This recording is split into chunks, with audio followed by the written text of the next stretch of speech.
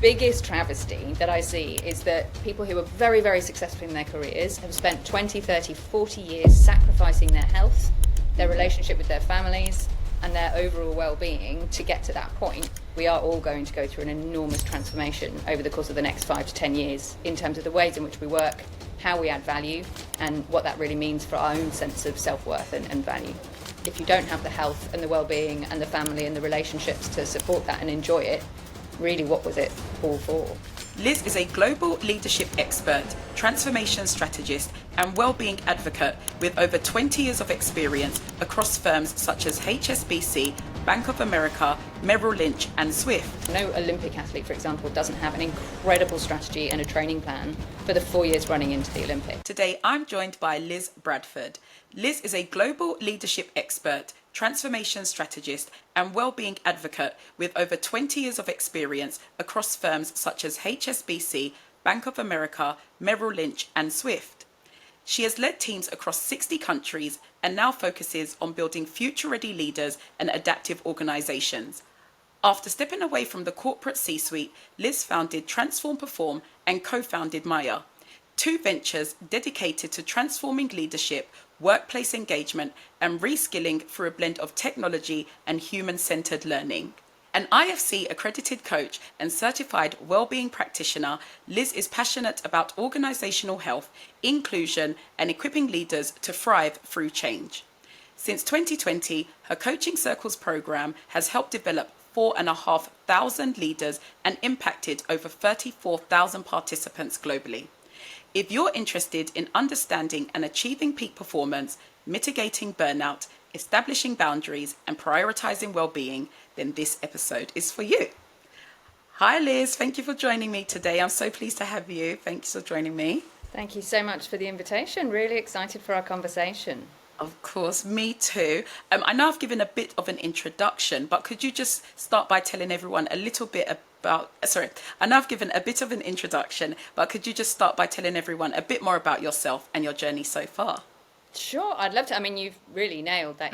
There's not that much I can build on that. But as you said, I spent 21 years in financial services. That spanned 3 continents. So I started my career in London, here in the UK, spent 10 years here, and then, to be honest, burnt out fairly spectacularly, but long before, as you can tell from my appearance, long before burnout was a thing, because it wasn't really in the corporate vernacular then. Burnt out and moved to the other side of the world, thinking, well, that would change it, environment would change it. And then after about 18 months, I sort of found myself quite close to the precipice again. And that's when I was introduced to my first coach. And that, as they say, is the rest is history, because I completely fell in love with the coaching process. The coach I had is now one of our Transform Perform coaches as well, but she taught me all about resilience, and that's how I got into peak performance coaching. So well-being as a pillar, emotional well-being as a pillar, and then connected and social well-being as a pillar as well. So it's all kind of led on from that. And after 10 years, another 10 years in financial services across Australia and Hong Kong, it was time to really make that the side hustle the main hustle, as you said, and thus Transform Perform and Maya were fully born. Amazing. And you know what? I feel like you've kind of probably touched on my next question, actually, as you've just spoken a bit about your journey. But what really did inspire you to quit your career and then take that leap into coaching focused on peak performance and well-being? Well, I think at the moment we're going through so much change. Like, it's just a phenomenal pace of change. And I remember sitting in a room maybe 5 years ago, maybe more now, and a futurist being on stage saying, this is the slowest pace of change you will ever experience. And that just keeps being true, right? So the rate of change now is exponential. And what we're seeing in workplaces in particular is a lot of burnout, but also a lot of insecurity, because we're surrounded constantly by announcements of layoffs, restructures, a lot of automation. And a big part of my job within the financial services industry was automation and bringing in AI. So before I got into financial services, I actually studied IT and an industrial revolution, which now seems super fortuitous, but total fluke and luck. But my whole job in those 20 years had been replacing people with machines, basically, to one degree or another. And so I just felt that actually, as we move into this new future of work kind of era, the impact I could have was so much more being on the side of helping people understand what is their purpose, how can they take care of themselves, how can they take care of their people, and go through this transformation, because we are all going to go through an enormous transformation over the course of the next 5 to 10 years in terms of the ways in which we work, how we add value, and what that really means for our own sense of self-worth and value. Yeah. So you kind of, I guess, flipped sides. So you, as you mentioned, you went from doing the replacing to actually helping those that are kind of potentially stressed by the fear of being replaced, I guess, isn't it? Yeah, absolutely. And Yeah. I think even while doing the transformation, a huge part of that role is also helping the people who are stressed by it, right? Yeah. So you're helping them through that change. But now it's to focus purely on that and purely on, well, how can you turn this into a really good opportunity? How can you double down on the human skills that differentiate you? Like, what do you really stand for and what do you want to do with your time? Yep. And so you've actually touched quite a lot on change there. But over time, how has your understanding of success evolved over the course of your career? Oh, that's a great question. I think probably very similarly to most people. So when we're younger and we're starting out, then obviously it's becoming financially secure, it's climbing up the ladder, it's really working out what we do well, and then hopefully really focusing on that. And I think the first sort of 5 to 10 years of your career, noting I've obviously admitted that I burnt out, I was actually very good at what I did, but I wasn't aligned with my core values. And that's where the problem was. So I was getting promoted, I was getting opportunities, but it wasn't fulfilling for me to be working on what I was doing, even though I was working with great people. And so my definition of success evolved when I first learnt about things like core values, which was, well, what are my passions? What are my strengths? What really matters to me? And how can I harness those and do roles that actually harness those and help people and create the biggest impact, as opposed to, with all due respect, just making very rich companies and people richer. And so not quite so fulfilling. So I think my definition of success very much was, first of all, become financially secure. And I think that's the same for everyone. And I think that that's, you know, there's a lot of pride to be taken in that. It's important to do that. And then over time, actually working out, well, where do I add the most value? And success is then how you help others as well. And I think that's also a very natural transition that comes when you move into leadership roles, because your job is less about you as an individual contributor, less about you and what you can make, generate, bring your reputation, and actually what you can help other people unlock, how you can help them grow, and how you can step back and actually nurture others along the way. So my definition of success now would be much more with one of my businesses, if I can walk away and no one notices for 3-4 weeks, that's success. Whereas at the beginning of my career, it was I must be indispensable. So very, very different. Yep. Isn't it crazy how you kind of like evolve? Even for me, what I kind of deemed as successful, which I think when I started was like, oh, I'll just keep trying to climb the ladder or the corporate ladder or something. And then you realize there are just other factors. And it's like, well, I mean, yes, we do need jobs to make money, but also like what's going to give you a bit more of fulfillment or, you know, kind of, yeah, like give you that more fulfill. It's just, I guess, a wider aspect, looking at wider aspects or something. So it's just funny how things change over time. And I don't know if this has happened to you, but has that changed again and again? I know you've mentioned one thing and then but do you feel like every few years it evolved? Absolutely. I think Yeah. so. There are multiple things at play, right? So there's your own maturation and your stages of life that you're going through. There's also the context that you're working in. So, you know, a few years ago, none of us would have dreamed of an environment where we would be able to work remotely or work from home or do gig work, right? I started my career and you were in 5 days a week. You were in at 8 a.m. You didn't leave before your boss left. It was super, super different. And so I think because that context changes as well, and I think that because we now have 5 generations in the workplace, I think that's amazing because it really does challenge us and the ways in which we work. And I think that younger generations are much more focused on what they're actually getting out of it, because it's not a great deal anymore, right? It's not, you're not getting enough money to pay the rent, you're not getting enough money to pay a mortgage. And so actually I want to be getting more out of my job. And I think, to be fair, a lot of the younger generations are voicing what we always thought, but we would never have dared voice at all. Yeah. And so helping people work through, well, how do we work with someone who's been in the workforce for 50 years and someone who's been in the workforce for 5 years is also super, super interesting. Yeah, I feel like it's definitely evolved a lot over time. And I think that also it's very important to recognize that on the corporate ladder, and even when it comes to earning power, it is never enough. So you always think the next promotion, the next role, the next bonus, the next whatever. But unfortunately, everything else accelerates around you. So you change the people you're around. You change the level set of like, oh, when I get this, I'll be happy. When I get this, I'll be happy. I'll get this, I'll be happy. And it's just a whole kind of corporate machine that's designed to keep us in the system, and it's never, ever enough. Oh my goodness. When you Sorry, say that's a bit depressing, isn't it? you're just giving us the secrets from now. That is not enough.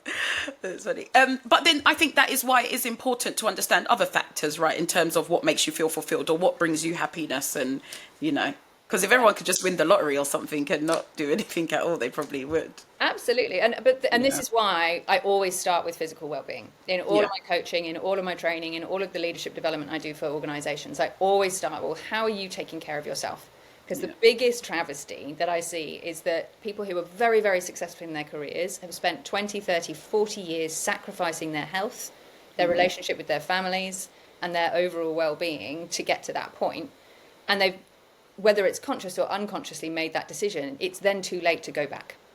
Like, there's only a certain amount you can do once you get to retirement age to make yourself strong and fit and healthy. There's still plenty to do, and if you're at that stage, then obviously the best, like the right time to start is now. But where I really love seeing great interventions is people in their 30s and 40s, where they're making changes now that are going to mean that they live super long and happy lives. Because you and I, we're going to live till we're 120 at least. So, so that means our retirement age is not going to be 60. And people are always like, oh, I'll retire when I'm 60 and then I'll enjoy life. But most people just drop off a cliff at 60 because they've lost all of their health, they've lost all of their network. They've got money, and that's fantastic and amazing. And I'm really not trying to take away from that. But if you don't have the health and the well-being and the family and the relationships to support that and enjoy it, really, what was it all for? Yeah, but that's why, as well, conversations like this are so important, so that people know from early. But so if we just delve a bit into peak performance, Liz, which is one of your expertise, what does peak performance actually mean, and what do people often get wrong about it? So peak performance, a lot of my background is in sport, and peak performance, when you're looking at that, is really about how you're training to keep getting an overall trajectory of upwards, but you're doing it periodically. So you're really, really pushing for a while, and then you have a period of recovery, and that helps you consolidate the gains. And then you can push harder again, and then you can go up a little bit further, and then you have a recovery and you consolidate the gains. And when it comes to a sort of a career or a work or professional environment, what that means is you're pushing yourself out of your comfort zone, but you're really taking care of yourself while you're doing it. So, you're taking care of the fundamentals of your physical well-being, you're taking care of your stress, you're managing your stress actively, and you're conscious that being stressed is not necessarily a bad thing, as long as it's eustress, which is the positive kind, and you've got the recovery. Chronic stress becomes distress, which is a negative thing, and that means that's where you start to sort of basically get fatigued, burnout, start to feel physical symptoms of burnout. But if you're managing it and it's eustress, and then you have these periods of recovery and consolidation, you need a strategy around that. Now, no athlete, so no Olympic athlete, for example, doesn't have an incredible strategy and a training plan for the 4 years running into the Olympics. I don't understand why we would treat our careers any differently. If you look at the average role, it's between 2 and 4 years now. We should be thinking about, well, how am I going to stretch? Where is the ease off going to be? How am I going to stretch? What skills, what talents, what relationships, what network am I going to build as a result of this? And really have that plan. And when we've got that, then we'll get thrown off plan occasionally. We can pivot, we can change. But it really means we're taking care of ourselves on the physical level, the mental level, and also strategically around our career. And that means we can achieve far, far more. And the reason, and I'm sorry, I know I'm ranting, so I'll be quick. No. The reason I focus so much on peak performance is there are so many people who feel fundamentally that they could be doing more and that they're being held back in their role. And very often that's because they're sort of running around on the execution, the tactical work and everything else, and they're exhausted. And the secret is not about working harder, it's about working more strategically with what you've got. And peak performance is really about how do you optimize for your strengths, for your weaknesses as well. How do you acknowledge them and just make sure that you're taking care of yourself and that you're not so focused on your weaknesses, because we naturally do focus on our lack as opposed to what we have, and where we want to get to. Do you know what? You mentioned a few things there that I found really interesting. One, I think what you're explaining, one has to be conscious of doing it, I feel like, which is why your coaching is so important, because I've never looked at it that way. I've also never looked at there can be a stress that's not necessarily bad, but it's more about having the strategy around it. Yeah. You just hear people say, I'm stressed, and then it's like, what do I do with that? So it's quite interesting to look at it that way. But stress is actually a great thing, because without stress, we just wouldn't get out of bed in the morning, right? When you think about like what motivates us, or before you go on to do a podcast or a presentation, before I go on stage and speak to, a couple of hundred people, I'm stressed. Like that's adrenaline right there. So adrenaline and cortisol are what really help us perform at our peak. It's not a bad thing as long as it's manageable and as long as we can come out of it. The problem is when it's constant and we feel out of control of our circumstances, our workloads, and then it becomes chronic, and then it becomes distress as opposed to eustress, which is the positive kind. Ah, okay, eustress, that's a new one for me. So are there any specific habits or mindset shifts that high performers consistently have in common? Absolutely. The reason I roll my eyes when I say this is the first one. The first one keeps coming up, and I'm bad at it myself, which is why I roll my eyes, because it's always been my development area. It will continue to be, and I am getting there. But sleep. Sleep is like the number one thing that we have hugely neglected in the past few decades because we, just feel like we need to work longer, harder, everything else. And don't get me wrong, there are periods in our lives when absolutely we have to hustle. I'm not pretending we can all clock off at 6 p.m. every night and it's all fine and dandy. But not taking care of our sleep hygiene just means, so for the first 10 years of my career, I would sleep 4 hours a night. I thought I was a machine for doing it. What I didn't realize was all of the hormonal imbalance that causes. And it was making me a horrible person to work with and a horrible person to be married to, because you have no emotional intelligence when you're only on 4 hours sleep a night because your brain is in survival mode. So it doesn't dedicate any energy or any focus to things like reading the room, caring about what other people think, everything else. So sleep is the number one. It makes you much more creative. It makes you a much better person to be around. One of the most game-changing factors about getting ahead at work is being someone that other people want to work with. So nurturing all of the habits that make that the case. So sleep is number one. Could I just ask a question on that, Liz? When you say sleep, is it the amount of hours, or is it going by 10, for instance, or by 9? And so you can have like 9 hours or 5 hours and still be okay. Which I always feel like, which one is it? So it will depend on the individual. People typically say anywhere between 7 to 9 hours, consistent sleep pattern is the key. So going to bed and getting up at the same time, regardless of whether it's a weekday or the weekend, all of that kind of stuff. So being quite consistent, taking care of your sleep hygiene. It will vary for people, right? And then the other thing that we have to be conscious of is parents. Like if there's a child waking up in the middle of the night, there's just nothing you can do. And now I'm caring for someone on the other end of the scale with a parent of mine. It's the same thing, right? It doesn't matter how much my aura tells me I need to go and get however much deep sleep. If my mother needs me in the middle of the night, you're getting up, right? So it's just about trying to be as consistent as possible. There is no magic bullet on that one, I'm afraid. So I'll take that. I'll take that. And is there anything else? Sleep is the main one. Oh, so sleep is number one. There are a ton of other things that peak performers do. The other one is exercise. And I know it's if you go on LinkedIn, everyone will say how important it is. It really is important. So it helps your cognitive function, it helps your energy levels, it helps your hormone balance. Whether you're male or female, whatever stage of life you're in, exercise will help you, and it will help you show up in your best way possible at work, at home, in your relationships, everywhere. It doesn't have to be huge or excessive. It can be 30 minutes a day. It could be just walking to work instead of getting the bus, whatever it may be. But exercise is absolutely fundamental.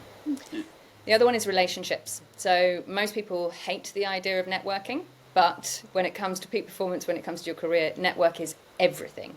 And I'd love to say I never knew this, but I was told this repeatedly in the early years of my career, and I ignored it because I'm introverted and I just didn't want to do it. But once you actually build an authentic, organic, natural network, it will just 10x everything for you. Opportunities, connections, your ability to have impact, which is the most important thing. And then the fourth thing, and I'll stop after this one so you can ask me different questions. But the fourth thing I would say is fundamentally knowing what your core values are. So I've yet to meet anyone who performs at a really, really high level who doesn't have a very clear personal mission statement and understand their values, what they stand for, and why they're showing up every day to do what they do. Because there are going to be days, it doesn't matter how good you are at what you do, there are going to be days you show up and you don't want to do it. Whether that's on the sports track or in the office or in your own business, particularly in your own business, that is hard work. And so when you know why you're doing it, you can do anything and you can overcome anything. But you really need to dig down onto that. And if you're working towards someone else's values and they conflict with yours, you're leaving so much energy on the table because you're just wasting it constantly battling that side of it. So toxic work environments, misalignment of values, a lack of psychological security, just don't work in those environments. Like people have options, whether they believe it or not right now. They have options, and doing that just isn't going to help them longer term. Yep. I think the core values piece is an important one. I don't know when you're coaching, do you ask people literally write it down, or do you feel like people just know it? Like, this is just what No, no, no. You would be amazed. Like, I think most people have no idea what their core values are. Yeah, And that's they why don't I asked have about that an one. idea of purpose either. So the very first thing we do is always a core values exercise. Yeah. I have it free on my site as well because it was such a massive mindset shift for me when I worked mine out and understood why then, if I'm working with someone who doesn't have those core values, why I was getting frustrated. It de-stresses you massively. You understand what you stand for, but also you understand other people stand for something else. And you have to find a way to navigate that. So we always start with a complementary exercise of like, here's a list of over 100 core values, identify 3 to 5 that really resonate, think about why that matters, think about how you use that in a decision-making framework. So let's say you were offered a job tomorrow and the money is phenomenal, but you know full well it's misaligned with your core values. So you've got a framework then to make the call. And maybe you go for the job, but you do it knowingly. And then you have a strategy around it of like, well, I'm only going to do it for this amount of time. And then these will be the trigger points at which I actually have to execute my exit strategy, all of that kind of stuff. Or you might just go, actually, that's not the job for me. Yeah, yeah. But at least it's a conscious thing and you're making that decision, because I think a lot of people have no idea what their core values are. Yeah, and that's why I touched more on that one, because I feel like even I need to probably, I don't know, like make more of a conscious effort to understand, because you kind of know what you stand for, if that makes sense, but you don't really put it into writing or something like that. So if there is something on your site, I think people need to go there and check it out and see I will it. send you the link. I'd love your feedback as well on whether it helps or not, and whether anything surprising comes up. Yeah, You already yeah. have a fairly firm idea, but yeah, it's always Yeah, no. interesting to see what comes up for people. No, absolutely. I'm going to check that out and leave the link also. And so we've touched on, you actually mentioned you were at one point you would have 4 hours sleep, which is crazy, Liz. I feel like I would be a walking zombie, but at one point you were operating off 4 hours and you thought, oh no, this is the way to do it. And then you're like, no, actually this isn't good. How can someone tell if they are operating at their best or just pushing themselves too hard?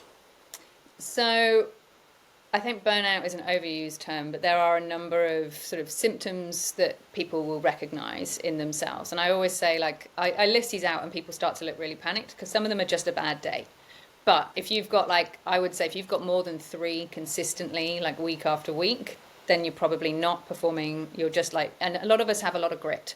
So I would say, I was 4 hours sleep. I would get up at 5 a.m. I would run 10 kilometers before work. On paper, it all looks like, oh, wow, she's really got it together. But when you start to exhibit symptoms like becoming withdrawn from your relationships and your hobbies, not really finding time and not having the enthusiasm to engage with people that you know you care about, that you know you find normally you enjoy spending time with. The body very often will tell you. So digestive issues, insomnia, sleep issues as well, headaches, general irritability is the key one. And that's for me is the huge red flag. It's like when I'm not able to keep it together in something that is really tiny, really minor, and I know it shouldn't be annoying me, but I'm like blowing my top, that means that something's completely off. So, and it's just the physiological response to the fact that our hormones are completely out of whack and our energy reserves are, bleeding out basically. But a lot of us can keep going, and we really do glorify, how many hours people work, how late they work and everything else. And honestly, like, there are times when that's appropriate, but most of the time it really isn't. Like, the vast majority of us, and I used to say this to my team in the bank all the time, we're not saving lives. So everything feels urgent all the time, but actually it isn't urgent at all. We're just wired to treat everything as urgent.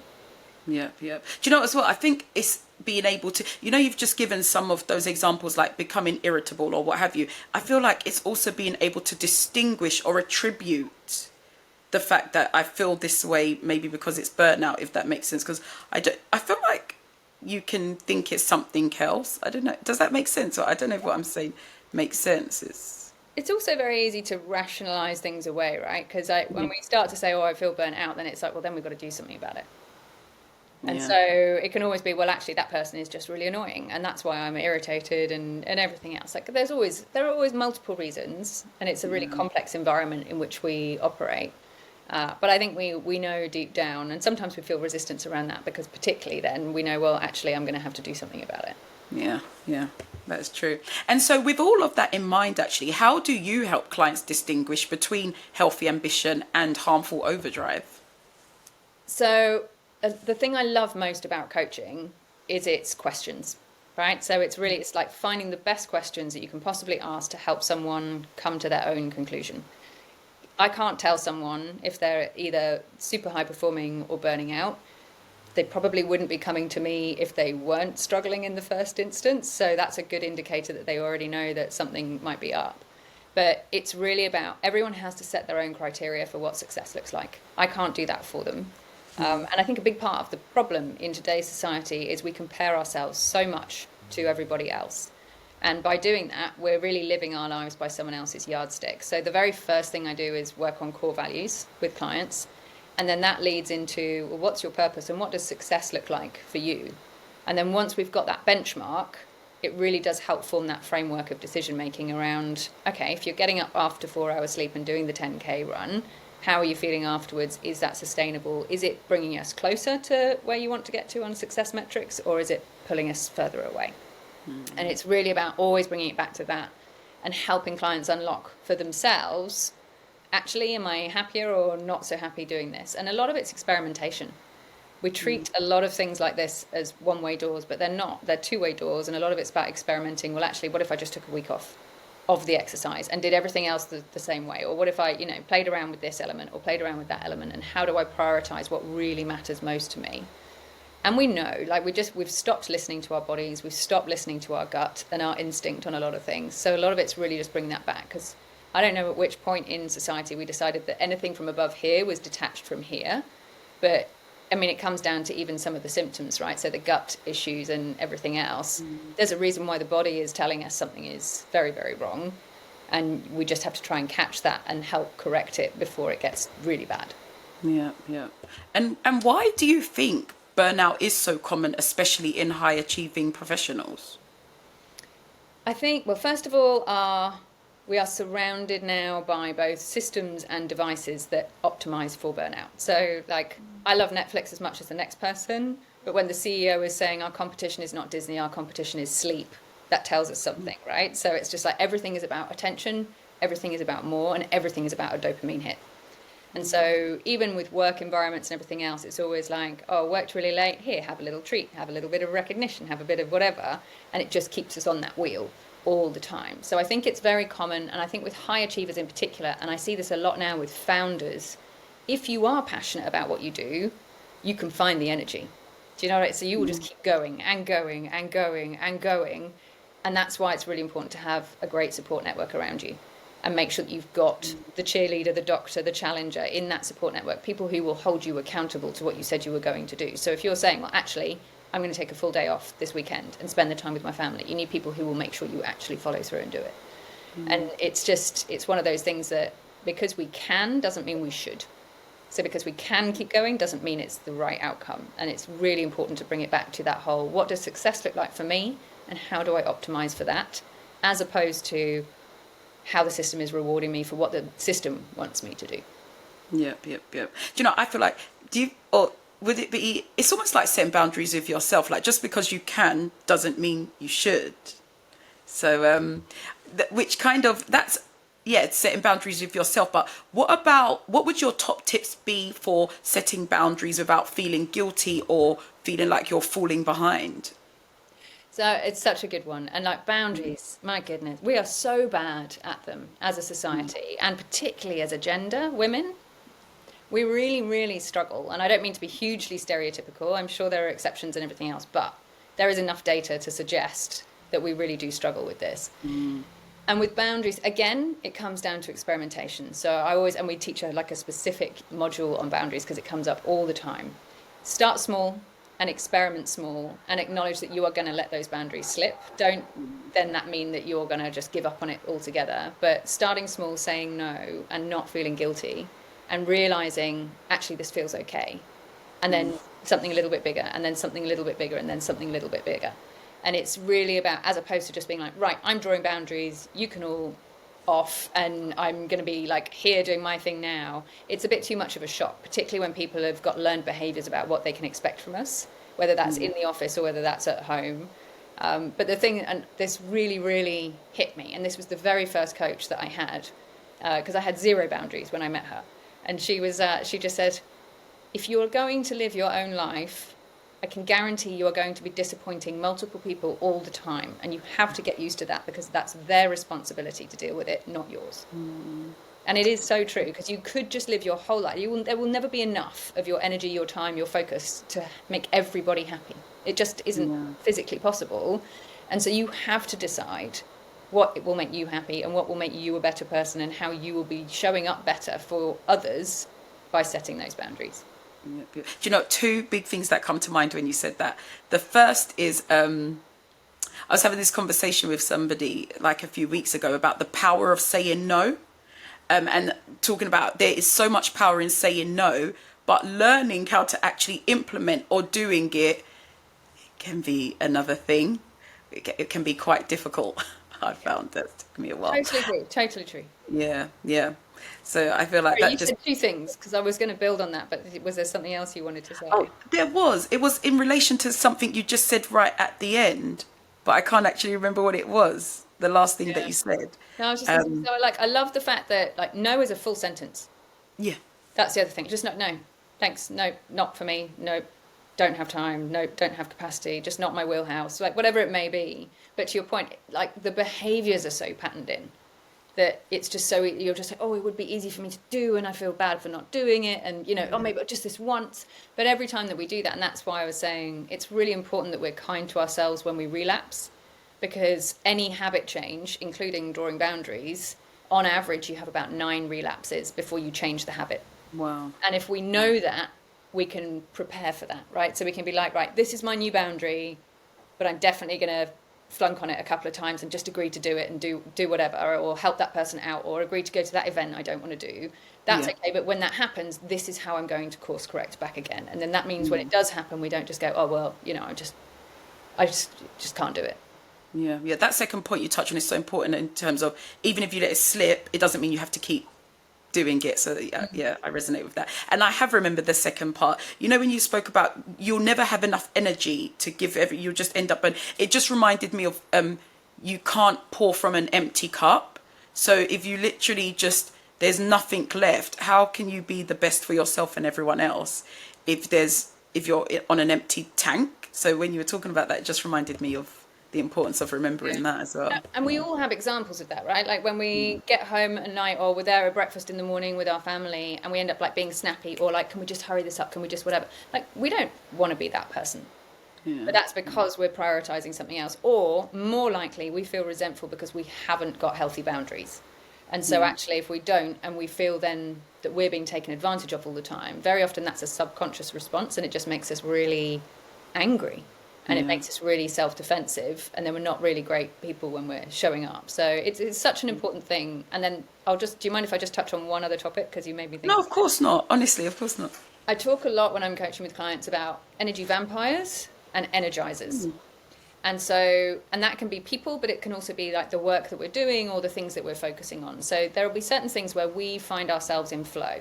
And this is typically where we have our strengths, have our passions, is aligned with our purpose.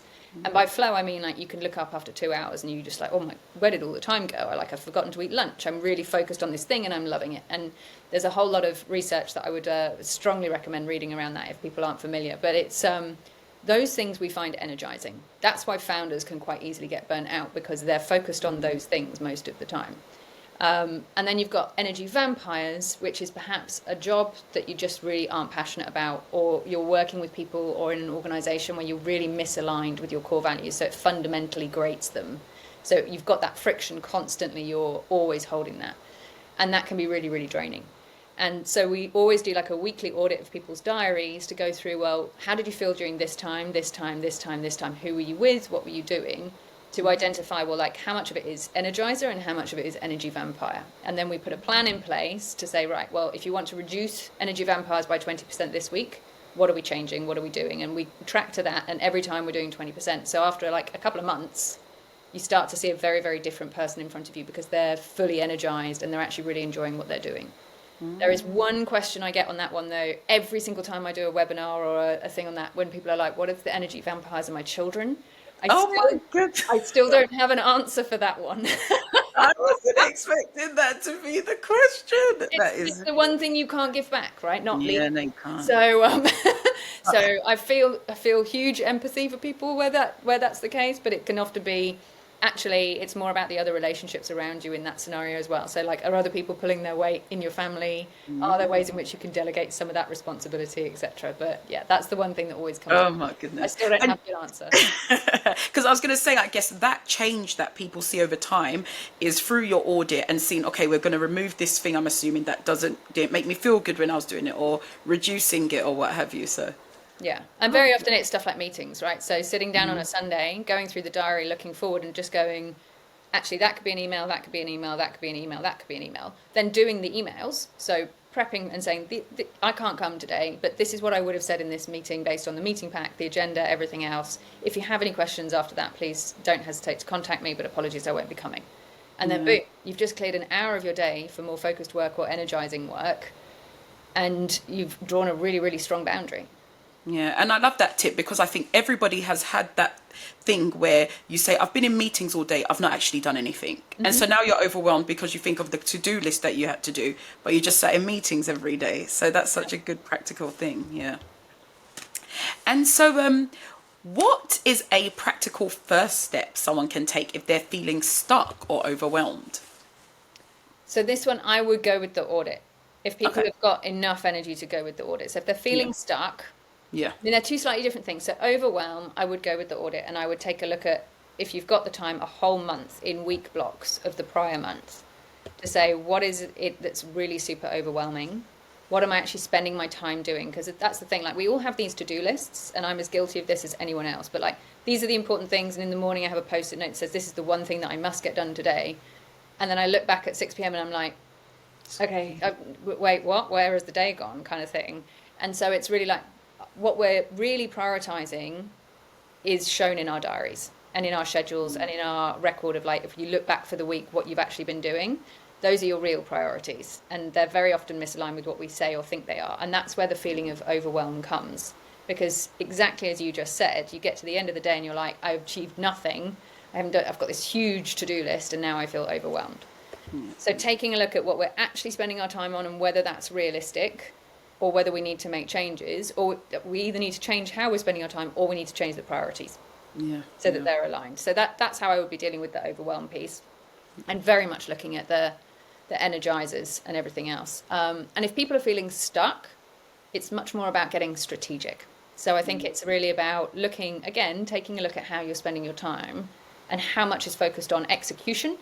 And normally when I work with people who are feeling stuck, they're spending 80-90% of their time on just the doing and very little time on strategic thinking or how they're adding strategic value in their organization. And the very first piece of resistance is, well, I don't have time for that because I'm doing all of the doing.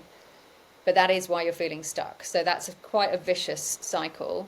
And again, organizations love people to feel stuck because it means they're going to sit in the same role and do a consistently okay job for however long, right? Not all organizations, but many of them, certainly large bureaucratic ones. What we need to be doing is focusing on, well, what does success look like for you? And then what is the plan to get there? Because everything has to have goals and then that broken down into an action plan and then they're broken down into really tiny, like so tiny they feel stupid actions.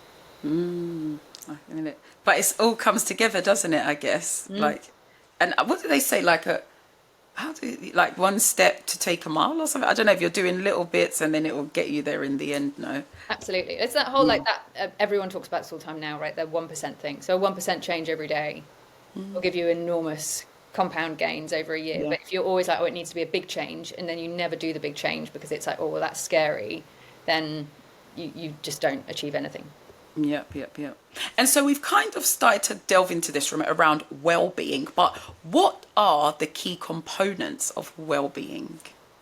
So well-being for me, it always used to be 3 pillars. I would say it's probably now 4. So the first pillar is always physical well-being. How are we fueling ourselves? How are we resting, coming to the sleep piece, but also just resting through the day as well? How are we moving? So physically, how are we looking after ourselves? The second pillar, I would say, is emotional well-being. So are we emotionally aware of what we're feeling? And are we regulating our emotions? And therefore, are we able to regulate other people's emotions? Now, I would say that one for me, when I first learned about this, was the hardest by far. I grew up in the UK in a time when you didn't really talk about your feelings. So my coach had to give me like a sheet of emotions and I would have to like pick out what I thought I was feeling. And again, that's about reconnecting the head with the rest of the body as well. So then you've got emotional well-being and your mental health, how you're taking care of that. Then there's social well-being, so connected. And that's really about being part of something bigger than yourself, but also being part of community, making sure you've got network, making sure you're socializing. Because one of the biggest issues we have at the moment is a huge loneliness epidemic. People are behind their screens, they feel like they're engaging, but they're not really engaging. And don't get me wrong, I use my screens all the time, but I'm having genuine conversations through them, as opposed to it just being about like, oh, I've got this big network of friends online. And so having a few, just a handful of authentic, genuine relationships and people you can call on is absolutely fundamental to our well-being. And then being part of something bigger. So how are we contributing to something that's bigger than just ourselves can really put things in perspective as well. So when you're working with people who have a lot less and you're supporting them and helping them, it's very hard not to be grateful for what you have when you're going home at the end of the day. And that's a really important way of putting things into perspective. And then the fourth pillar, which wasn't really talked about that much because there was a lot of stigma about it, but I think it's a very important one now, is about financial well-being. So being able to pay your bills, being able to put a little bit aside each month for the future, and having that stress taken off you of being able to support yourself is absolutely fundamental. So finances is the number one reason that marriages fail, because of arguments, different approaches to money, everything else. And I think having that financial independence and being able to take care of yourself is absolutely critical to well-being. So I would say it's the four. So physical, emotional, social, and then financial well-being as well. Do you think they're all equal, or do you think it changes depending on the person? I think it will change depending on the person, and it will also change depending on the phase of life that you're in, because we're not all starting at the same point, and then we're not all going through the same phases of life, and it's quite seasonal life, right? So I think it will change. I love an analogy. There's a lady called Yasmin who talks about, she has pillars and cups. And you were talking about filling from an empty cup. And she's like, every week she will sit down and she'll look at these different pillars and she'll actually physically draw where she thinks she's delivering on each one and like how full each cup is. And then if one's particularly empty, she will focus her time and energy on that. And I think that's a really good way of doing it, particularly if you're a visual person, to have that habit. Yeah, I like that. And so what's one well-being myth you wish we could let go of for good? Oh, wow, that's a good one. And it's hard because everything keeps changing all the time, right? So like well-being can be very faddy. So 10 minutes ago, fasting was really good. Now fasting's no good for women. Ice baths are really good. Now they're the worst thing ever. Like coffee was really good. Now coffee's bad. And so I think honestly, the myth I would bust is that following a specific program or following a particular diet or following a specific trend is going to fix everything, as opposed to just listening to ourselves. Everything about our well-being takes that one step at a time, and every benefit of taking care of our well-being compounds over time. So you will end up with exponential benefit, but it will take time and it takes discipline and consistency. So I think probably the biggest myth would just be that you're going to be able to get like a 30-day plan, boom, done.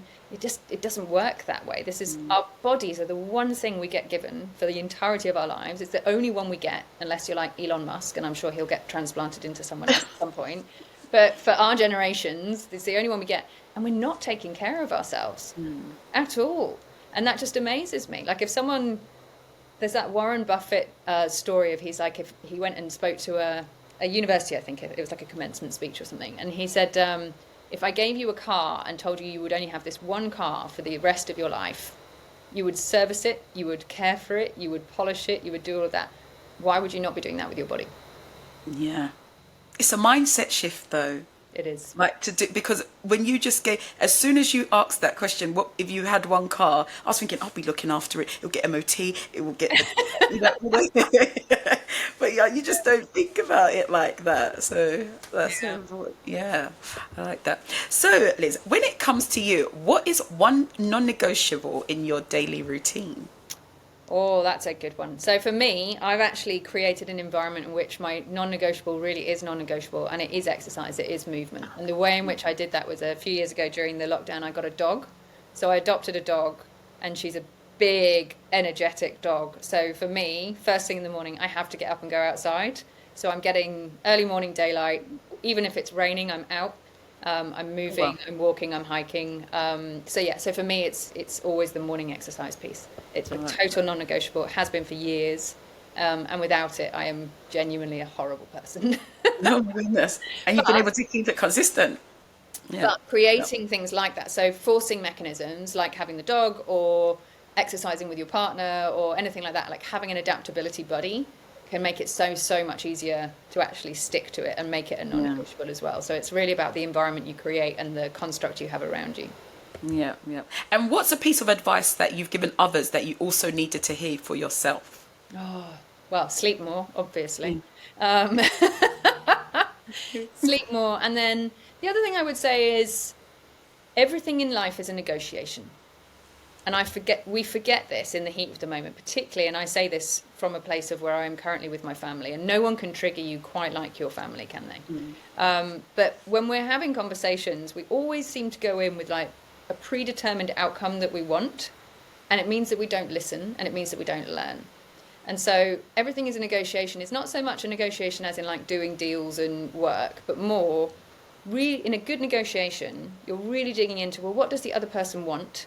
What do they need? Where are they coming from? And being empathetic about it. And once we turn that lens and take some of the emotion out of the discussions we're having, we realize, again, we're just leaving so much value on the table if we just go in and like, this is the answer I want, and I'm just going to tell you what we're going to do. And I say this as a very naturally directive person, but it's that piece of advice that like I keep giving out, but the universe keeps handing me my ass on it, because it's like, well, actually, you just went and told someone this and it was the worst possible outcome. And if you just listened, it would have been loads better. So I think that's probably it. Like everything is a negotiation, and just listen more. Yeah. Do you know, as you spoke about that, I was thinking, you know, when they say, don't listen to respond, listen to actually hear what Understand. they're saying. Yeah, Yeah. it's such a great Yeah. quote. It's Yeah. such a great quote, and it's so true. Yeah. Yeah. I've even had to like implement that myself so I can really feel like, okay, I'm really trying to hear your viewpoint and have this discussion, or as you say, negotiation with you based on that, and not just my own agenda of what I feel is the right answer. So that Yeah. one really resonates with me. And how do you personally protect your energy and manage your own performance? So I am really quite ruthless with my time management and with my boundaries, and I've learned that over time, if I don't do that, it's too easy to get pulled in too many directions, and then you show up a really poor version of yourself for everything and everyone. But it's taken me a long time to get that ruthless about it. So now I think it's a Mel Robbins thing. It's like, if it's not a hell yes, it's a hell no. And I still catch myself sometimes just wanting to make it better and wanting to agree to something because someone wants me to do it. But yeah, I'm pretty ruthless with my time. And the older I get, the more I realize how little time I actually have, how little time we all have. Because like if you've got 4,000 weeks, I think on average at the moment it's something like 4,258 weeks that we all have to live. And if I'm giving up, you know, like 2 hours here, 2 hours here, 3 hours here, like it adds up pretty quickly. And so, yeah, I'm pretty ruthless with my boundaries. No is definitely a full sentence. But then when I'm doing something, I am like fully doing something, and I'm very, very focused, and I'm very, very fast in the way in which I work. And that can also sometimes kind of freak people out, because then everything feels like it's moving very quickly. So yeah, it's a balance between those two things. But I'm very upfront with people about what it's like to work with me, whether that's as a client or whether it's I'm working on a project with someone. And then if it's not the right fit, then I'm okay with that. So again, it comes down to that kind of being quite direct and quite clear now about what my value proposition is, what my core values are, and making sure that I'm investing my time accordingly. I like that. I like that. And so just a few quick fire questions for you, Liz. So, coffee, tea, or something stronger to power you through the day?